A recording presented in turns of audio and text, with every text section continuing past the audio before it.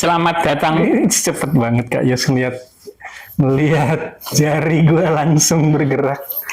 Selamat datang kembali di obrolan pembawa rezeki. Selamat berjumpa kembali di episode ke-15 ya Kak Yos? 15. 15. Dan 15 episode. Bisa dengan jumlah saat ini yang di 7 ini kayaknya. Kalau nggak salah tambah 1 7 jadinya. Oh gitu. Nggak tahu siapa. Luar biasa, alhamdulillah. Iya, ada 7 subscribernya. Tinggal 993 untuk bisa monetize. 93.000. Orang 993, 1000 soalnya. Oh, 1.000 baru bisa monetize. Ya. Nggak apa-apa. Kita usahakan terus. Karena kita nggak pernah tahu apa yang terjadi. Siapa tahu ada keajaiban. Kita hari ini nggak tahu mau ngomongin apa kan seperti biasa gitu. Ya, benar juga. Cuma kalau dengar-dengar cerita yang mudik, katanya lumayan parah. Temen kita Pungki kemarin tuh, dia mudik berangkat dari Jakarta itu. Padahal dia naik motor ya? Naik motor. Pas nyepi kalau gue nggak salah tuh. Tanggal 19.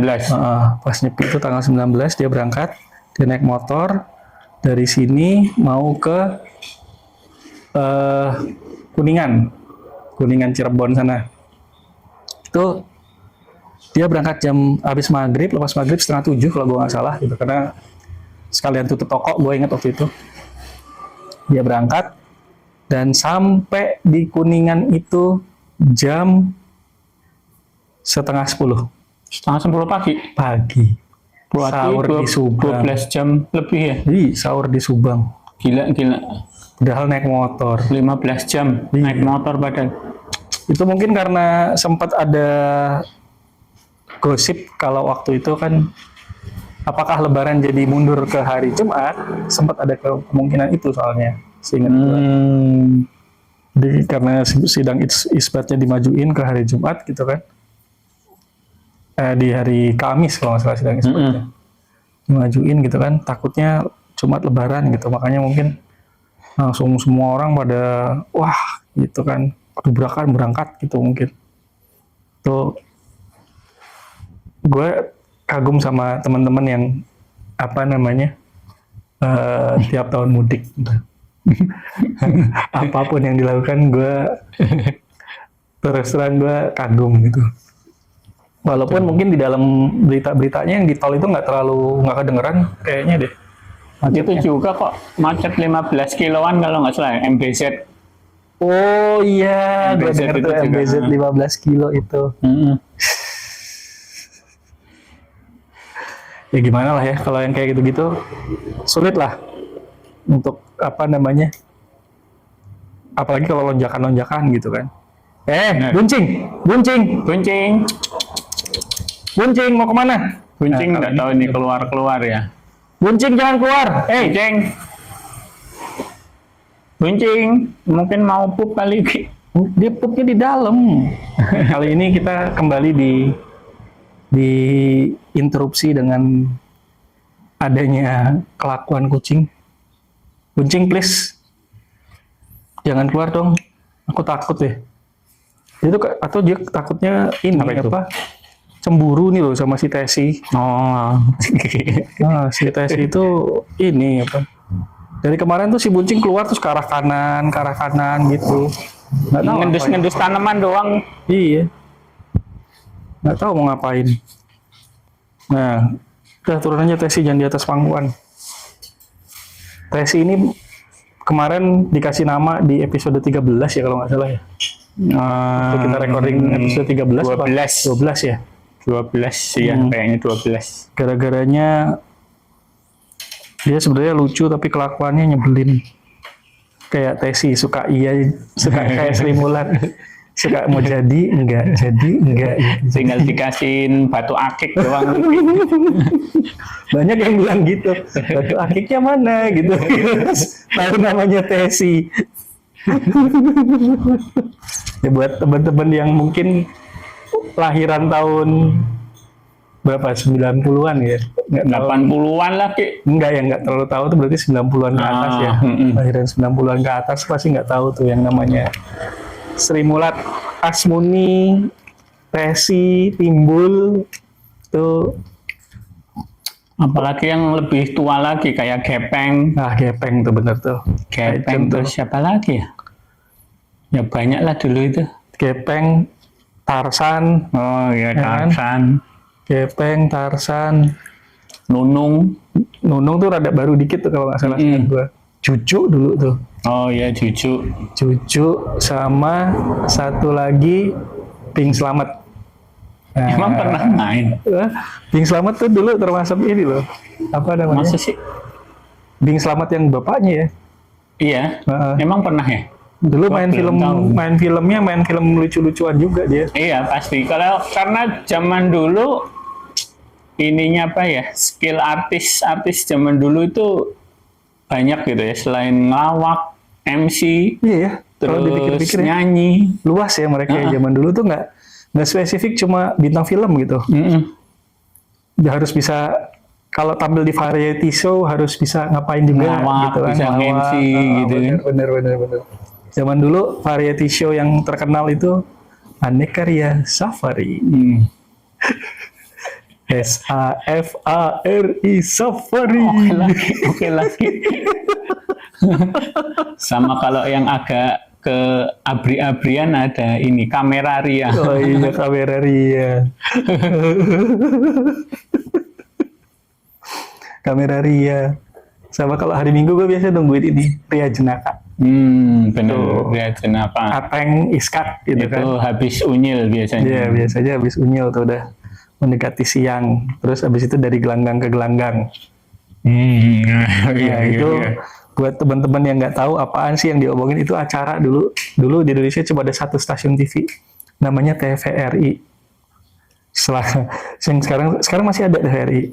Masih lah ya? Orang itu dan sekarang TVRI-nya jadi banyak. Kalau dulu cuma satu TVRI ya. Oh iya, enggak ada juga Ki. Lama berkembangnya belakangan kalau iya tahun 90-an udah mulai ini. Mulai jadi rumah gue dulu deket TVRI Jogja soalnya. Tahun 90-an tuh baru ada kan? 90-an itu. Jadi kalau dulu kan pusat kontribusi lokal gitu kan. Tapi terus abis itu mereka bikin satu channel khusus buat yang lokal. Ada satu yang dari pusatnya gitu acaranya biasanya kan. Dunia dalam berita, terus apa? Berita Nusantara gitu ya. Itu ininya nama beritanya. Cuma ada dua itu ya seingat gue ya beritanya ya.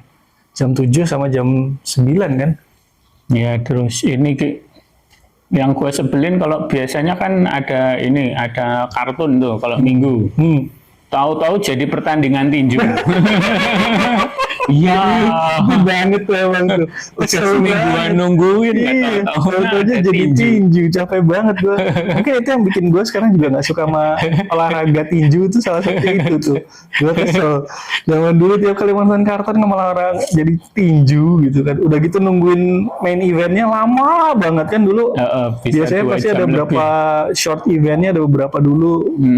Gitu kan baru habis itu baru main eventnya. Oh, ngomong-ngomong Kak Yos, ini gue mau shout out buat senior gue namanya Kak Upik. Yang Kak Upik ini bikin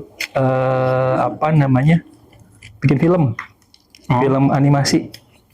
Apa sih Perjalanan ke Mars apa ya namanya tuh? Nah itu lu kenal dia? Itu tahu sih gue, tahu dia senior gue dulu waktu pas zaman kuliah. Gitu. Congrats buat filmnya ya.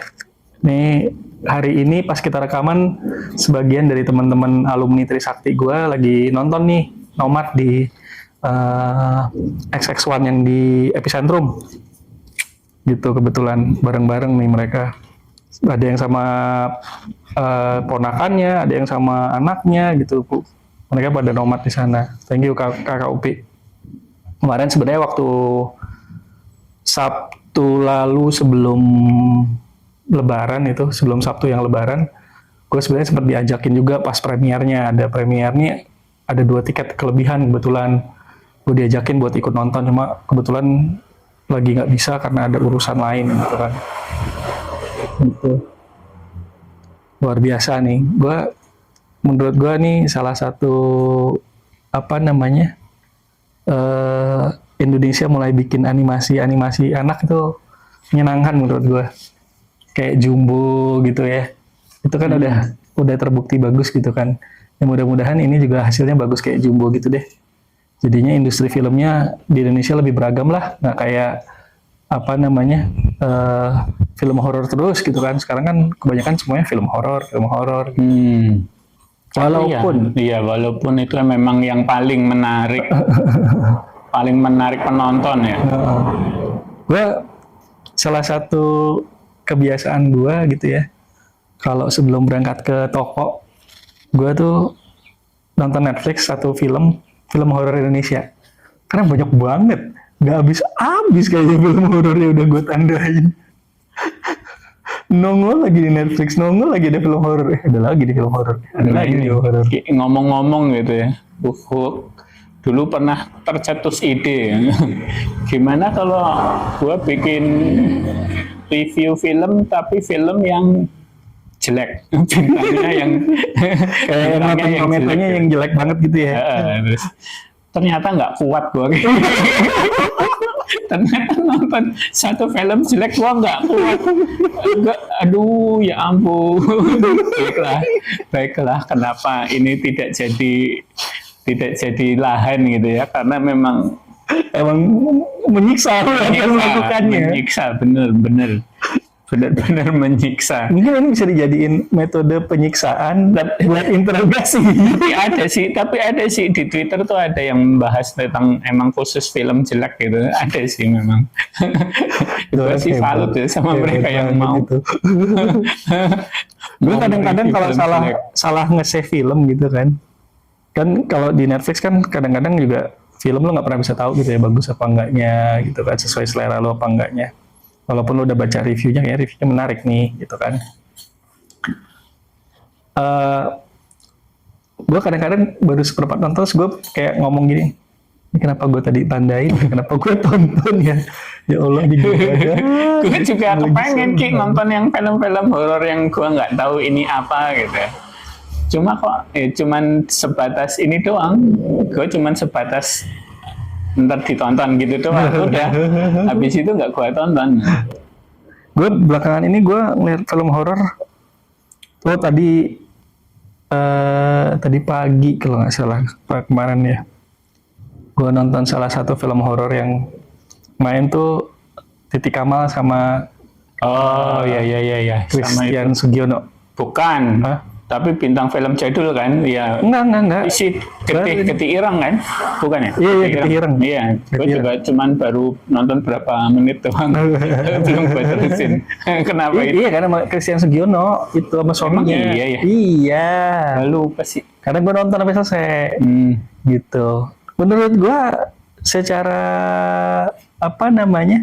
secara filmnya sih depan-depannya menarik gitu kan. Menarik karena settingannya 80-an itu. Betul. Kalau gue sih menarik karena Titi Kamal. Gue fans. Halo kakak Titi Kamal. Saya fans berat. Gitu. Waktu dulu sempet lo dikasih ucapan selamat ulang tahun dari Titi Kamal. Makasih lo. Masih gue simpen sampai sekarang. Bisa nih ntar siapa tahu ada yang kenal itu ya, yang denger Titi Kamal, tahu-tahu nge-share ke Titi Kamal. Please, siapa tahu. Jadi gue nonton itu, gue sih depan, tengah, oke gitu kan, sampai mendekati akhir tuh masih oke gitu. Tapi gue berharap wrap up-nya lebih keren, ternyata nggak sekeren itu wrap up-nya gitu. Wrap up-nya malah gue ngerasa gantung gitu, kayak film pendidikan kalau menurutku. Mungkin bakalan ada Geti Ireng kedua Ki? Enggak kayaknya sih. Oh enggak ya.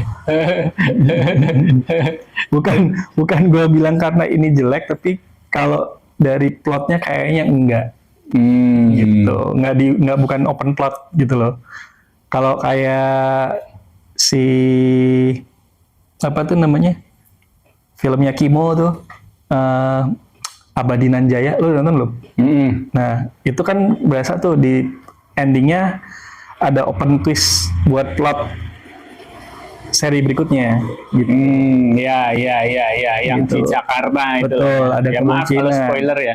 Ada kemungkinan bisa bisa apa namanya, malah mungkin kalau misalnya dibikin yang kedua, gue yakin pasti masif banget itu karena settingan kota besar gitu kan, gitu.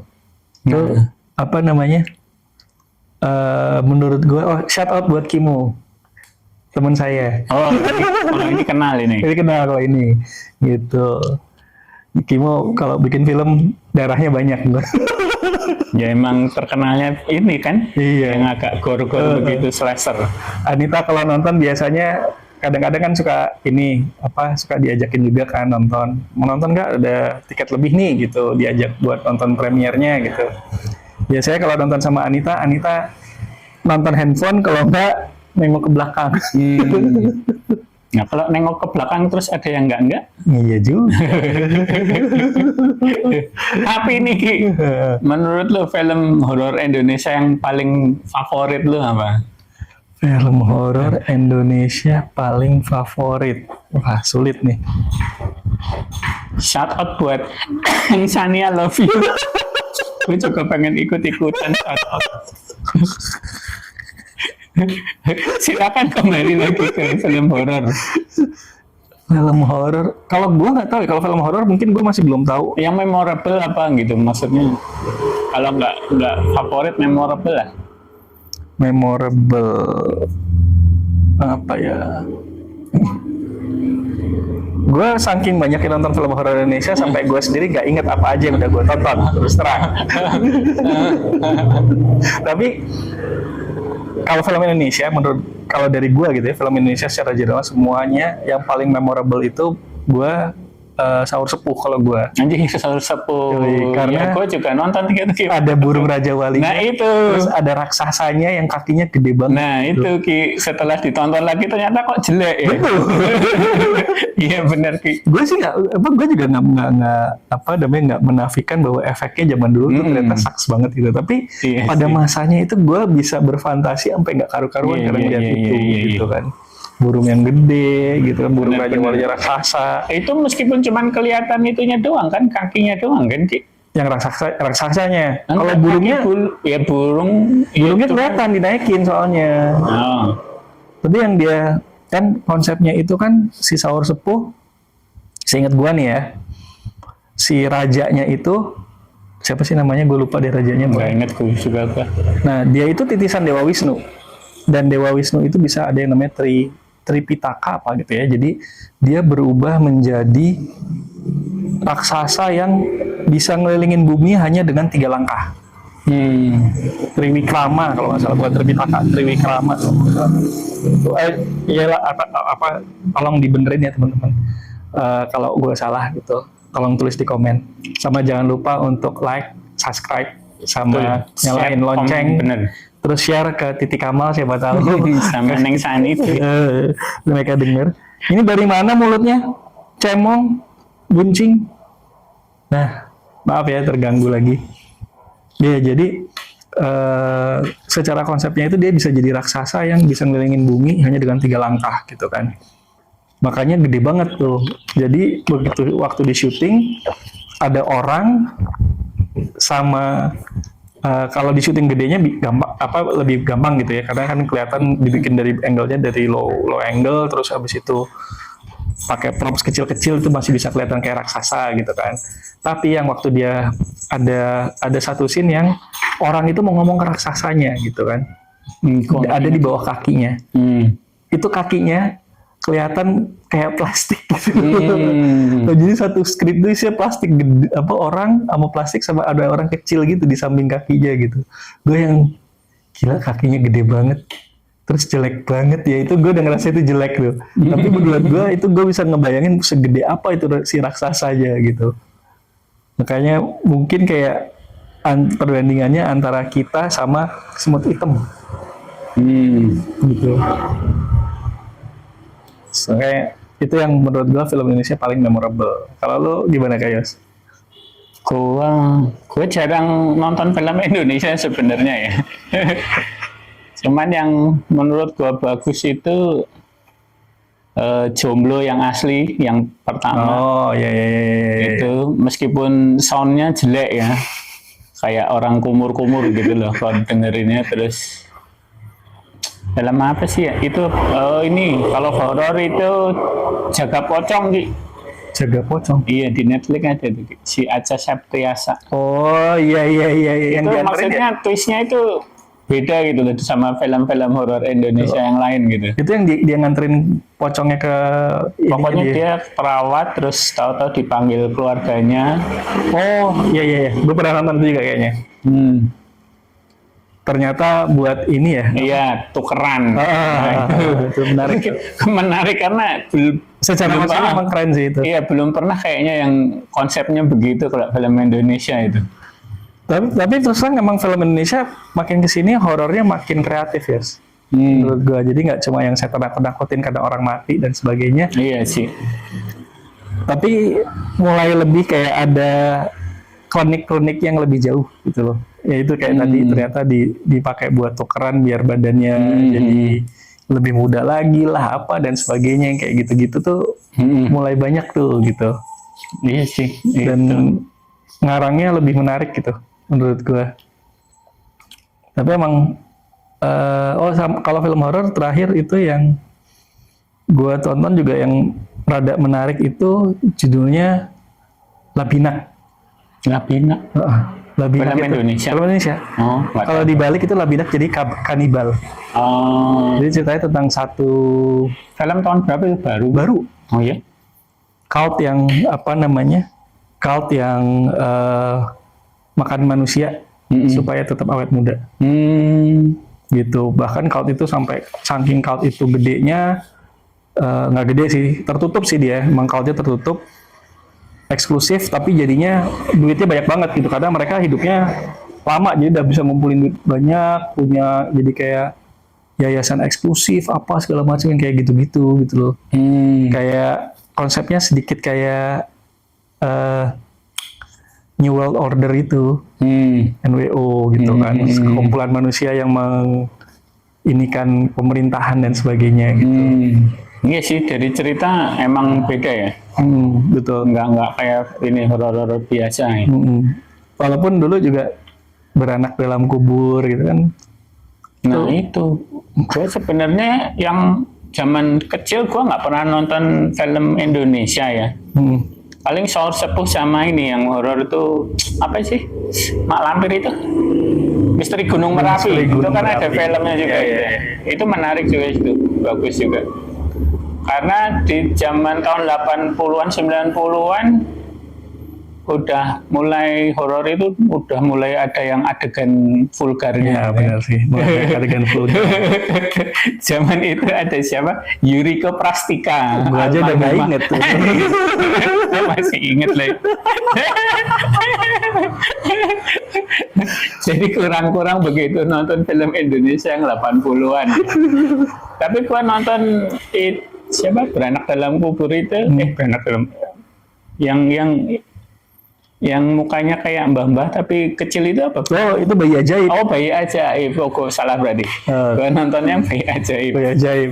Bayi Ajaib tuh emang juga epic tuh. Ya. Mukanya muka mbah-mbah Belanda. Nah itu, gua kan belum pernah nonton Ki. Terus ada di OTT gitu, tapi kok cuman 1 jaman gitu loh. Gua coba nonton, ya karena nontonnya udah gede zaman sekarang gitu, ngelihat itu ya jelek banget sih. Baiklah. Gitu. Gue lupa kita udah pernah bahas belum ya masalah ini. Kenapa ada era di mana banyak sekali film-film panas di Indonesia? Oh iya pernah. Udah pernah ya? Pernah. Di episode sebelumnya. Iya. Berapa film itu kan? Iya kayaknya itu juga film horor yang jadi mulai ada itu tuh karena itu juga tuh. Tapi emang gimana pun juga seks itu menjual sih guys. Benar. Paling mudah itu tuh ngejual tuh seks kalau ada seksinya dikit gitu. Benar. Bahkan sampai ke film-film horor yang kemarin gue nonton ini, ada film horor Hantu Jeruk Purut Reborn, Marcella Zalianti. Terus menarik nggak? Aduh. Bukunya panjang sih Tesi, tiba-tiba gantung. Itu Marcella Zalianti apa siapa ya? Lupa deh. Tapi gue inget dia emang cantik gitu kan. Wah, ini cantik. Iya. Dari dulu gue selalu suka dengan mukanya Zaman dia. dulu ya. Tapi pas dia ngambil film itu udah kayaknya badannya kok kering banget gitu loh. Maksud gue kurus banget gitu, nggak secantik yang gue inget gitu. Nah itu gue nonton itu sampai capek sendiri tuh. Karena jelek. Jadi efeknya jelek sih kalau menurut gue. Itu emang kalau nggak salah tahunnya 2000-an 2011 kalau nggak salah, 11 awal. Oh. 11 awal atau 2000 di bawah antara 2011 awal atau sebelum 2010 gitu. Yang kelihatan kalau Hantu Jeruk Purut kan apa namanya? Yang pastor itu. Yang pastor kepenggal itu kan. Nah, si pastor kepenggal ini kelihatan banget gitu kayak kepalanya bohongan kayak gitu-gitunya gitu loh. Shotnya kurang enak gitu loh menurut gua. Jadi mereka cuma ngejual si pemain-pemainnya doang ini yang cantik, yang seksi-seksian gitu kalau menurut gua. Gua yakin pada masa itu mungkin banyak yang nonton juga hanya karena oh nih si ini cantik nih gitu, oh nih si ini seksi nih gitu. Bisa jadi gitu. Ya, dengan penuh keyakinan gue meyakinkan itu gitu. Bisa jadi Ki. Sama kayak gua nonton filmnya siapa?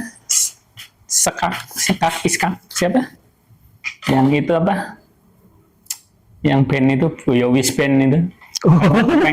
pengen lihat si Anya Geraldine. tapi dari segi cerita bagus sih. Setelah melihat itu bagus sih sebenarnya. Tapi awalnya kepengen nonton si Anya Geraldine, kok lucu banget ya. Tapi emang itu ini loh ya, kalau gue ya, dia yang film Yowes Band segala macam itu film-film teman-teman yang di Malang, di Jawa Timur sana. Yang ke Jawa-Jawaan. Itu menurut itu guilty pleasure gue gitu kalau gue gitu, karena gue seneng nonton itu gitu karena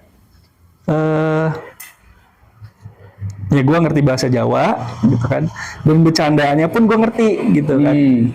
Kadang-kadang kan kalau lo nggak ngerti bercandaannya, iya benar sih, benar. Lo mungkin males gitulah nontonnya gitu kan, karena ya, apa ininya gitu buat gue gitu kan. Iya sih. Tapi jadinya ini ya, maksudnya film yang bercandaan Indonesia yang selain Jawa dan Sunda itu apa ya, Ki? Gue jadi kayaknya jarang. Sekarang ada. Apa itu? Teman-teman Indonesia Timur bikin tuh. Oh, ya. Itu karena ini ya, karena ada komika dan sebagainya. Ya. Itu keren sih, gue bilang si Kakak Bos tuh film yang keren banget, dan jadinya kayak lu si Kakak Bos ini bikin gue bisa ngerti bukan bisa ngerti sih, dapat insight-nya lah ya, dapat insight-nya keluarga Indonesia Timur tuh kayak gimana sih di rumahnya gitu. Karena kan kita taunya cuma keluarga, kalau gua gitu ya, taunya kebanyakan cuma keluarga orang Jawa, Sunda gitu kan. Bahkan kalau misalnya teman-teman yang di Sumatera pun juga gua belum tahu sampai kayak gimana sih dinamikanya gitu kan. Yang gua tahu kalau Sumatera karena gua nonton film apa sih yang bapak sama ibunya pura-pura mau pisah itu. Iya. Bukannya itu. Oh. Yang si Tika Panggabean. Iya, betul. Iya itu. Bukannya meninggal ya? Enggak pura-pura mau pisah. Si Tikanya gitu, sama ininya gitu kan, pura-pura mau pisah. Ngambek ibunya gitu tuh. Gue dapat insight teman-teman di Sumatera tuh dari film-film kayak gitu. Jadi menurut gue Indonesia tuh harusnya bisa banyak hal yang bisa diekspor, yang biar jadi teman-teman tuh lebih ngerti satu sama lain tentang kehidupan keluarganya tuh kayak gimana gitu. Karena kadang-kadang kan kita kalau interaksi sama orang yang kulturnya beda sama kita tuh sampai kita mikir, oh mikirnya kayak gitu sih gitu, apa sih yang ada di pikiran lu gitu. Iya nggak sih? Tapi kalau kita bisa ngelihat dari kayak film gitu, kita jadi bisa ngerti, oh ternyata ini yang latar belakangi mereka seperti itu gitu kan. Nah ini Ki, kemarin ada baca tweet menarik gitu. ada orang bertanya, ini siapa sih yang apa? Yang punya ide zaman dulu kalau ada orang Chinese mesti pakai kata haya. Itu siapa yang punya ide pertama kali gitu? Terus itu menarik banget ya, bener juga ya. Yang punya ide.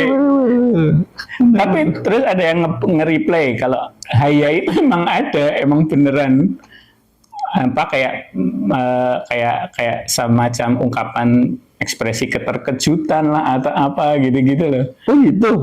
Dan terus ada juga yang ngebales yang ada ini asalnya dari si ini gitu. Jadi ada artis zaman dulu yang memulai itu gitu. Tapi sebenarnya dia bukan kayak artis Tionghoa atau Cina gitu, tapi orang mana gitu. Yang jadi yang ininya yang dia jadi mempopulerkan haya itu. Ya perannya dia jadi orang Chinese kan. Terus kayaknya gue tahu deh itu orang itu apa pokoknya zaman dulu gitu lah. Zaman dulu 60-70-an deh kalau gue salah iya, itu. sekitar itulah. Emang lumayan terkenal dia yang selalu jadi itu apa namanya? Jadi etnis Tionghoa aja gitu. Menarik sih itu pertanyaannya, siapa yang menginisiasi ide pakai haya kayak gitu. Terus kalau zaman dulu tuh film Indonesia kalau orang lagi mabuk pasti kata ada ininya. Bukan ya mesti. Kayak cegukan padahal kan kagak gitu ya. Tapi kalau misalnya di luar negeri juga gitu ya. Kadang-kadang hidungnya merah sama cekukan gitu. Kalau film-film di kartun tuh gue selalu lihat kayak gitu. Iya. Apa mungkin dari kartun juga ya, nggak ngerti juga sih. Iya juga ya. Asalnya dari mana gitu. Gue kalau lihat film kartun tuh banyak yang gitu. Kalau mabuk tuh gitu. Kayak Tom and Jerry gitu kan. Gitu. Bisa jadi gitu. Awalnya mungkin itu kali ya. Ternyata dari ngomongin mudik, Nah, kita akhirnya ngomongin film gitu kan. bener. Karena emang kita konsepnya selalu kayak gitu. Gue mau bilang jangan lupa kalau teman-teman buat follow akunnya Kak Yos yang Kiss Kicu gitu. Ya, itu kalau dia kalau mau beli receh. Nah, kalau mau nonton jok receh, mau nonton cerita pribadi itu bisa. Di situ ada di channelnya Kak Yos Kiss Kicu. Sama kalau mau beli baju yang desainnya keren-keren, kaos tuh. Amin. Ada di Kiss Kicu. Sama jangan lupa follow kalau di Instagram ada Rezeki Anabul. Benar. Itu ada isinya macam-macam kucing yang tinggal di toko saya. Di sini ada si Rere, ada Zeki, ada Buncing, ada Tesi, bahkan dulu ada Cok Oyen yang Cok Oyen sedih nih aku, Cok Oyen nggak pulang-pulang gitu ya. Itu ada di sana gitu. Terus terima kasih karena waktunya sudah habis. Waduh, Nggak berasa. Masih mau panjang. Kita bikin di episode berikutnya aja gitu. Terima kasih buat teman-teman yang sudah subscribe dan sudah nge-like. Makanya makin banyak temennya ya.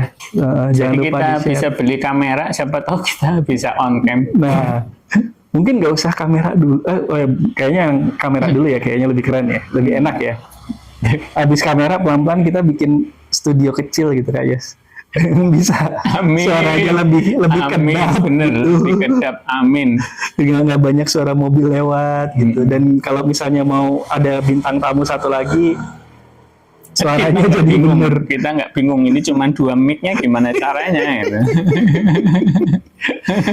Oke, kalau gitu terima kasih semuanya. Terima kasih. Sampai jumpa di episode selanjutnya. Jangan lupa buat selalu bahagia dan senang. Amin. Semoga kedatangan rezeki ya.